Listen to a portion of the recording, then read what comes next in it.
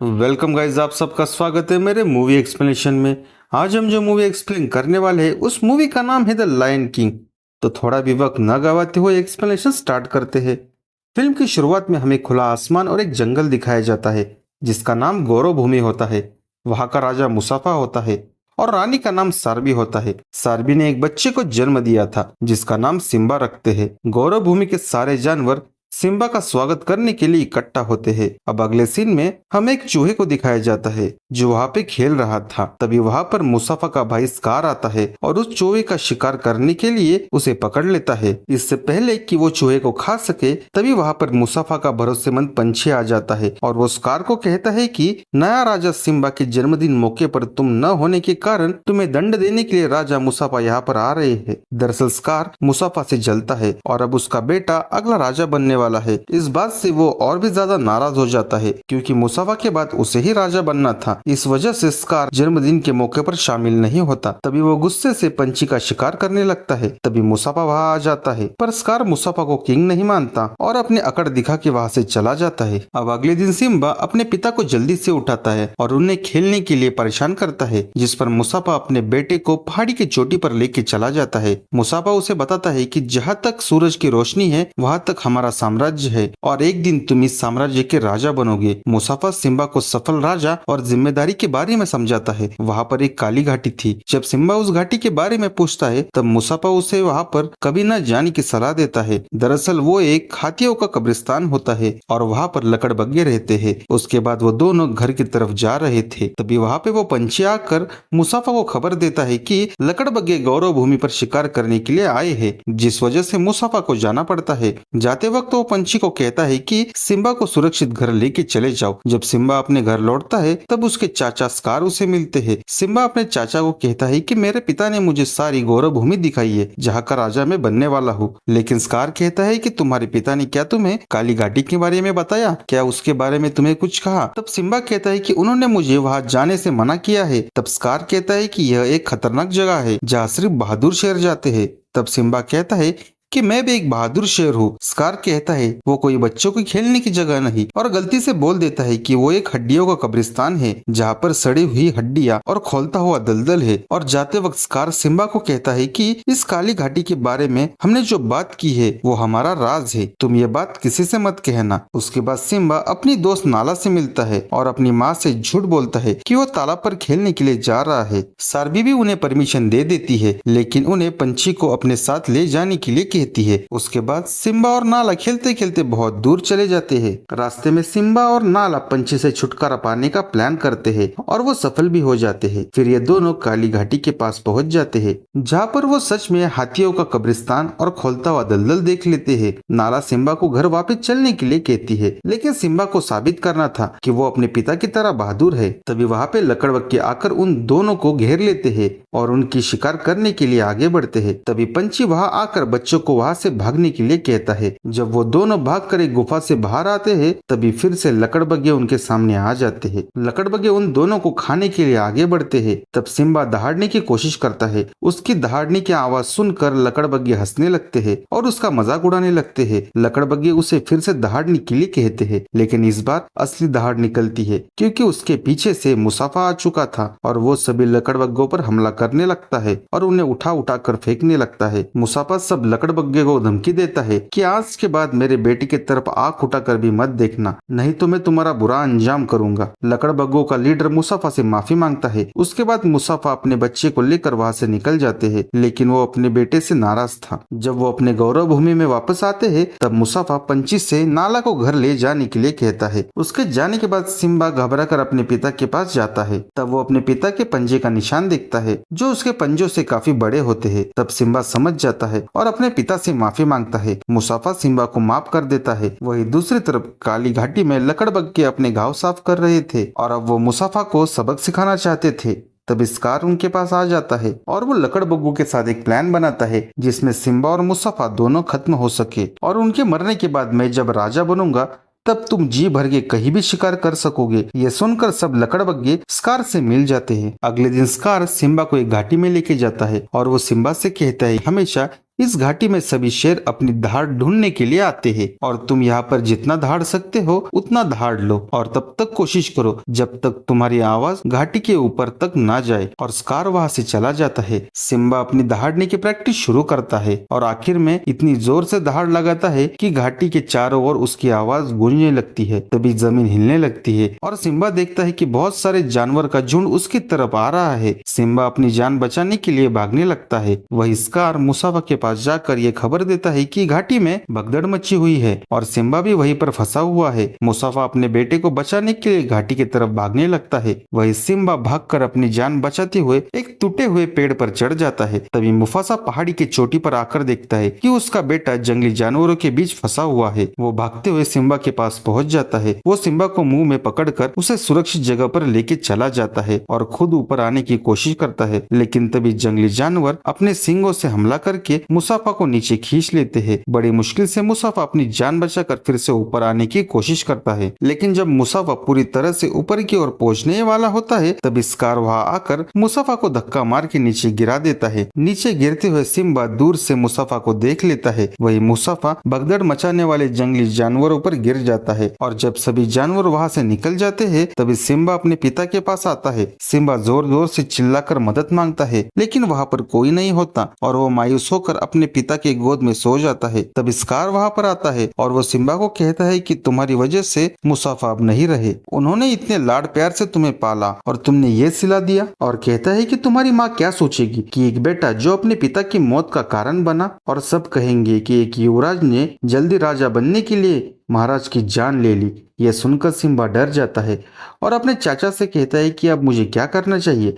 तब स्कार कहता है कि तुम यहाँ से भाग जाओ और फिर से इस गौरव भूमि में वापस मत आना। सिम्बा गौरव भूमि छोड़कर भाग जाता है। उसके जाने के बाद स्कार लकड़बग्गे को उसके पीछे भेज देता है। सारे लकड़बग्गे सिम्बा का पीछा करते हैं। तब सिम्बा ऊंची पहाड़ी से नीचे गिर जाता है, लेकिन सिम्बा अभी भी जिंदा होता है। उसके बाद स्कार सबको बता देता है कि सिम्बा और मुसाफा मर गए और गौरव भूमि की जिम्मेदारी अब मैं लेता हूँ और अब से मैं यहाँ का राजा हूँ और मैं अकेला जिम्मेदारी नहीं ले सकता, इसलिए मुझे कुछ मदद लेनी होगी ताकि गौरव भूमि सुरक्षित रह सके। लेकिन सिम्बा के जाने से सभी बहुत दुखी होते हैं। अगले सीन में हमें सिम्बा को दिखाया जाता है। वो बहुत दूर जाकर रेगिस्तान की गर्मी की वजह से बेहोश पड़ा हुआ था और गिद्धों का एक झुंड वहाँ पर आता है और उन्हें लगता है कि ये जानवर यहाँ पर मरा हुआ है और वो उसे खाने के लिए वहाँ पे आते हैं। वो जब उसे खाने के लिए वहाँ पे आते हैं तब टिमोन और पुम्बा वहाँ आ जाते हैं और गिद्धों को वहाँ से भगा देते हैं। तभी टिमोन और पुम्बा उसके पास जाके देखते हैं। तब उन्हें पता चलता है कि ये तो शेर का बच्चा है और वो दोनों डर जाते हैं। तब पुम्बा कहता है कि अगर हम इस बच्चे को अपनी टीम में ले तो हमारी टीम ज्यादा ताकतवर बन जाएगी। तब सिम्बा को होश आता है। तब वो कहता है कि हमने तुम्हारी जान बचाई, लेकिन सिम्बा को कोई फर्क नहीं पड़ता क्योंकि उसे जीने का कोई शौक नहीं था और वो इन दोनों को कुछ भी नहीं बताता। सिम्बा को लेकर अपने घर चले जाते हैं। वहाँ पर जाने के बाद सब जानवर सिम्बा को देखकर डर जाते हैं और कहते हैं कि तुम एक शेर को लेके आए हो और ये खाएगा क्या। तब टिमोन कहता है कि याद से यही रहेगा और जो हम खाते हैं वही ये भी खाएगा। धीरे धीरे सिम्बा बड़ा हो जाता है। वही हमें गौरव भूमि दिखाई जाती है जहाँ पर स्कार राजा होता है और यहाँ पर लकड़बग्गे चारों तरफ शिकार कर रहे होते हैं। वही सिम्बा की दोस्त नाला भी बड़ी हो चुकी थी और वो सिम्बा की माँ से कहती है कि हमें ये जगह छोड़कर चले जाना चाहिए, लेकिन रानी कहती है कि ये हमारा घर है और हम हमारा घर छोड़कर नहीं जाएंगे। तभी लकड़बग्गे वहाँ आते हैं और रानी से कहते हैं कि राजा स्कार तुम्हें बुला रहे हैं। तभी रानी स्कार के पास चली जाती है। स्कार कहता है कि मुझे ललकारने वाला कोई नहीं है। तुमने बरसों पहले मुझे ठुकरा के मुसाफा को चुना था, पर अब यहाँ का राजा मैं हूँ, तो तुम मेरी रानी बन जाओ। लेकिन सारवी मना कर देती है। सिम्बा की दोस्त नाला ये सब सुन लेती है और वो इस जगह से जाने का फैसला करती है। अगली रात नाला जंगल से मदद लाने के लिए निकल पड़ती है और वो उसी जंगल की तरफ पहुंच जाती है जहाँ पर सिम्बा होता है। उसी रात में सिम्बा का बाल उड़कर गौरव भूमि में चला जाता है और वो बाल पुजारी रफीकी को मिलता है और उसे पता चलता है कि सिम्बा अभी भी जिंदा है। वही नाला जंगल में पहुंच जाती है और पुम्बा पर हमला करती है। तभी वहाँ पर सिम्बा आ जाता है और वो नाला को रोकता है, लेकिन उन दोनों में झगड़ा हो जाता है। झगड़ा करते समय नाला समझ जाती है कि ये सिम्बा है। अब ये दोनों एक दूसरे को पहचान लेते हैं। इतने दिनों के बाद मिलकर ये दोनों बहुत खुश हो जाते हैं। उसके बाद वो पुम्बा और टिमोन को नाला से मिलवाता है। नाला सिम्बा से कहती है कि हमें अभी गौरव भूमि में वापस जाना चाहिए। स्कार ने लकड़बग्गू के साथ मिलकर उसका खुद का साम्राज्य बनाया है और लकड़बग्गे अपने मर्जी से किसी को भी मार कर शिकार करते हैं, लेकिन सिम्बा कहता है कि मैं नहीं आ सकता और ये मेरा घर है। सिम्बा नाला को यही रहने के लिए कहता है। वो नाला को उस जंगल की खूबसूरत जगह दिखाता है। जंगल घूमते घूमते वो एक दूसरे के प्यार में पड़ जाते हैं। उसके बाद नाला कहती है कि तुम अब तक जिंदा थे तो तुम वापस घर क्यों नहीं आए, हमें तुम्हारी बहुत जरूरत है। स्कार ने गौरव भूमि को तबाह कर दिया है और ना ही खाना बचा है और ना ही पानी। सिम्बा कहता है कि वहाँ पर मेरी जरूरत किसी को नहीं है और नाला को वापस आने से मना कर देता है। यह सुनकर नाला निराश होकर वापस चली जाती है। जब सिम्बा अकेले रात में घूम रहा था तभी वहाँ पर पुजारी रफीकी आता है, जो सिम्बा के जन्म से उसे बहुत प्यार करता था। वो सिम्बा को कहता है कि तुम एक राजा हो, तुम्हें वापस चलना चाहिए, लेकिन सिम्बा उसे मना कर देता है। तब वो सिम्बा से कहता है कि तुम्हारे पिता अभी भी जिंदा है। यह सुनकर सिम्बा हैरान हो जाता है। रफीकी उसे पानी में खुद की परछाई देखने के लिए कहता है। जब सिम्बा पानी में खुद की परछाई देखता है तो उसे अपने पिता की याद आती है और तभी आसमान में बिजलियां चमकनी शुरू होती है और मुसाफा की आत्मा सिम्बा से बात करती है। मुसाफा सिम्बा को कहता है कि तुम एक सच्चे राजा हो, यह तुम्हें याद रखना चाहिए।